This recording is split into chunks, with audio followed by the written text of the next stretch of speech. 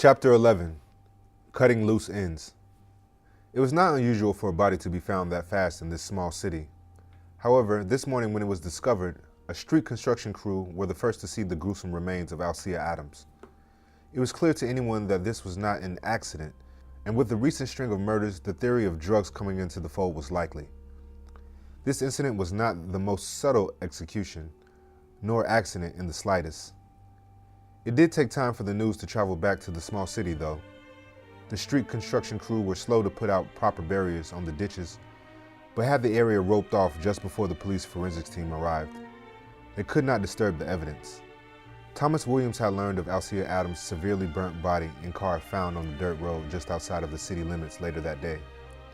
Although Thomas was shocked at first by the news of this incident, he quickly gathered his car keys and raced towards the front door. Thomas needed to get ahead with this story to see if it were related to his own case of the two murders in the Hampton Heights area of the city. The MO was clearly different. However, gangs and drug organizations rarely left calling cards unless it was for the competition. As Thomas locked the door behind himself and rushed down the stairwell, he bumped into a person by accident. Thomas did not look at the man's face and in his hurry decided not to. He just simply apologized to the unidentified man for the innocent encounter and began to rush past him. However, the man was upset as he raised his arms and began to curse at Thomas. The man insisted on more sincere apology from him. Thomas ignored the man's suggestion and continued walking down the steps towards the street where his vehicle would be parked. The man was insistent. "I told you. I'm sorry," Thomas said. "I know you're not walking away while I'm fucking talking to you. I said that your apology was not good enough. Now try it again, and this time with some fucking feeling, bitch," said the unidentified man. Thomas had dealt with difficult neighbors before. However, to be so rude at merely a bump had him seething. Thomas was not going to have any of it. He wanted to just get to his car and leave. Damn this man and his demands. "Are you fucking kidding me? That is the best apology you are going to get from me, my friend." "Who the fuck are you?" asked Thomas. As Thomas said the words, the unidentified man pulled out a handgun from his jacket and pointed it towards the reporter. "I bet you wish you gave me that fucking apology now, you little bitch," spoke the unidentified man. Thomas Williams froze. His eyes could only focus on the gun and not the face of the man. Even his voice was breaking. Thomas was scared. "Come on, man. All of this for an innocent bump on the stairwell?" Thomas said before taking a breath and trying to resolve the situation. "You need to just put down the gun and we both just walk away from this incident like it never happened. Are you from around here? I've never seen you in this apartment complex before." "Whoa, man, please put down the gun," begged Thomas. The unidentified man smiled. Same old Thomas Williams, always asking fucking questions. Thomas was puzzled. Was it a stalker? A criminal he convicted throughout his career? Why had this man just called him by his name? Thought Thomas. "How do you know my name? Again? Who are you? Who told you where I lived? Just put down the gun," demanded Thomas. Thomas Williams never got an answer and never even got to express the immense shock his body felt before it succumbed to death. The unidentified man fired several shots into Thomas Williams' torso. However, it took a while before Thomas could even scream in pain. In a state of shock, Thomas tried to run after a second or two, whether upstairs or downstairs he could not tell. Thomas could not even see clearly ahead of him as he stumbled and fumbled his way forward. The unidentified man quickly caught up with Thomas, with ease. Thomas was then struck by rapid gunfire again as he reached his apartment entrance. Thomas fell into the sidewalk near the flower path next to his apartment stairwell. Thomas managed to find a solid object on the ground and quickly grabbed it to throw towards the unidentified man. However, he missed hitting the man with a loose brick. The unidentified man fired his gun again and struck Thomas in the leg while he remained laying on the ground. The unidentified man stood over Thomas Williams' body and delivered 2 shots into the reporter's skull.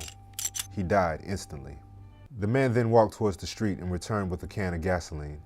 He poured it over Thomas's freshly murdered body, blood still oozing through Thomas's clothes, red and dirty, making patterns into the concrete on the sidewalk. There was a smile on the man's face as he watched the flames engulf Thomas's body. Detective Kelly was now at the Alcea Adams crime scene. Both Alcea's body and her car were discovered burnt to a crisp. Alcea Adams' car was still smoking when he arrived. It was quickly realized by all the police officers present that this was a homicide. However, confirmation would be needed from the county coroner before an official homicide case could be opened by the police department. As Detective Kelly walked towards the scene, he thought, how could this have played out? Technically, a car could fall into a ditch and a fire could be explained. Things like this can happen and have happened in the past. However, this one clearly showed someone was murdered. Even as Detective Kelly walked, he saw bits of headlights on the ground marked with evidence markers with the rest of the police officers. They had just arrived too, and were figuring out how far this crime scene stretched. Kelly saw the bullet casings, the deep footprints of boots that were clearly too fancy for construction workers, and the smell of burning meat. Listen up, people. Detective Kelly bellowed, and the officers looked at him. I need this area. 100 yards in all directions taped off immediately, and let me know when the county coroner gets here. Ordered Detective Kelly. You got it, Detective, replied another police officer. Detective Kelly then begins asking the first officer on scene some questions. Were you the first officer on the scene? Asked Detective Kelly. Yes, I was the first one here, Detective, a young police officer answered him. The vehicle was still on fire when I arrived. I managed to use my fire extinguisher from my squad car to put out the remaining flames. That is when I noticed the body also burning inside the vehicle. I have not touched it, but it was clearly mutilated. Parts of the face were missing, detailed the police officer. Excellent work, said Detective Kelly as he patted the officer on his shoulder. The car license plate is still readable. Did you investigate who this car belongs to, officer? Asked Kelly. Yes, sir. The vehicle belongs to a Miss Alcea Adams, the officer replied. Huh. The detective's hairs on his arm stood up. The revelation puzzled him. He knew that Alcea Adams worked for Richard Kelly as his car dealership accountant. It seemed to him that trouble was brewing in Richard's drug organization. It seemed to Detective Kelly that Richard Kelly was now offing his staff and cleaning house. The detective's instincts were telling him that it might be time to find a new drug organization to extort soon. Where is her body now? I want to view it before the coroner arrives. Detective Kelly instructed the police officer. Please, follow me. However, let me warn you that it is not a sight I will want to see too much of, the police officer replied as he began to walk towards a body bag. They arrived at the body bag, tiny slivers of smoke coming off of it. They could smell her burning flesh through the tightly sealed bag. The body bag itself seemed to radiate heat.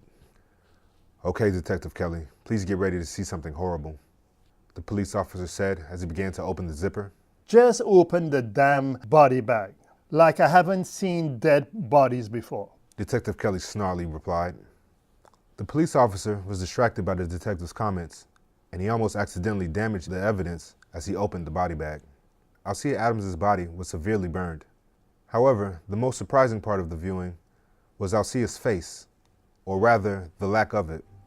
The body was missing a substantial portion of her skull. What the fuck?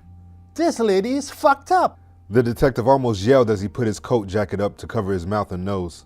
She was killed before the car was set on fire. What did she do to make someone so damn mad? He asked the police officer as he shrugged, trying his best not to look at the body. Okay, zip her body back up and inform dispatch that we are now dealing with a clear homicide, said Detective Kelly. Yes, Detective. I'm on it, replied the police officer. As Detective Kelly walked back to his car, he got a call. Sitting inside, he took out his phone and saw that Cynthia Brown, the officer who had stumbled upon a new drug organization during a routine traffic stop, was calling him. Yes, this is Detective Kelly. He spoke.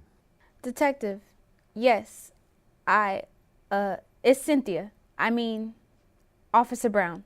Detective, it is. Yes, what is it? Quickly now, demanded Detective Kelly. It is Thomas, sir. Thomas Williams. He has been murdered, sir. Cynthia Brown said, as if the words were difficult to come by. She was clearly upset. He was murdered at his apartment a short while ago. Wait, Officer Brown. Detective Kelly interjected, clearly excited at this news and doing his absolute best not to show it to the officer through the sound of his voice. He took a breath, cleared his throat, and talked back to the officer in the most concerning voice. Officer Brown, please calm down and talk slowly, said Detective Kelly. Detective Kelly, I cannot believe someone fucking killed reporter Thomas Williams. That man single-handedly lowered the crime in this city years ago. Why would anyone assassinate this man? Officer Brown said, very clearly upset, but this time not holding back. Detective Kelly smiled. Officer Brown, you are acting like that man was a fucking saint.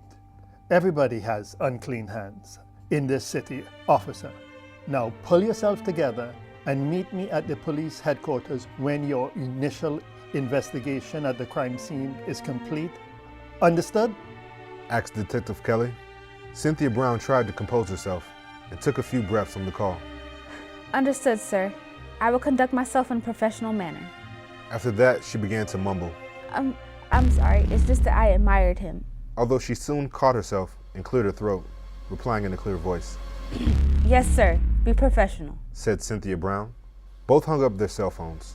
However, Cynthia Brown was puzzled why Detective Kelly was not upset by hearing the news of Thomas Williams' death. Not even an ounce of shock from a man who would have been one of the city's greatest allies in fighting crime. Cynthia knew that the two men shared history, and the news of Thomas's death should have affected Detective Kelly emotionally in some manner, if not for a friend, for a colleague of sorts, at least. Cynthia was determined to uncover the reason the men's relationship was distant. To say it was weird to her would have been an understatement if there ever was one. Thank you so much for hanging out with us. If you had fun or picked up anything from this episode, please assist us by hitting the like, subscribe, and notification buttons. You can also comment and share our content. These small things really help our channel and mean a lot to us. Also, special thanks to our Patreon supporters. You guys are the heartbeat of this channel, and we can't thank you enough for being so generous. If you would like to join our Patreon community, please click on the link below. You can contribute as little as $5 per month. You can get all kinds of perks. You can even buy merchandise of your favorite characters at our shop store. Click on the link provided below. That's going to do it for now. Until next time, remember you are cherished by us. So be kind and know that we consider you as family.